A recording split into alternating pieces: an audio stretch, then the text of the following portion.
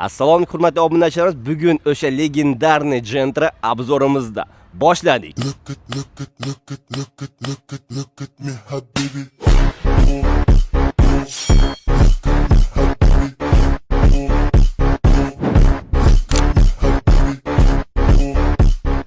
Eshik kartlari keladigan bo'lsa, bu yerdan legendarniy Pride'dan kolonkalar qo'yilgan. Necha o'mligini kommentariyada qoldiringlar. Ichiga keladigan bo'lsak, birinchisi datchik temperatura, ikkinchisi voltmetr, uchinchisi keladigan bo'lsa kontroller topливной смеси. Bu yerda datchik EGT. Bu ikkalosi bir-biri bilan qo'shilgan. Datchik EGT nima vazifa bildiradi? Izohda qoldiringlar. Endilikda multimedia keladigan bo'lsa, legendarniy Pioneer PS80, buni hamma biladi. Undan tashqari CC8. CC8 nima? Ruchnoy tormozi keladigan bo'lsa, bu yerda legendarniy Momodan ruchnik qo'yilgan. Дальше.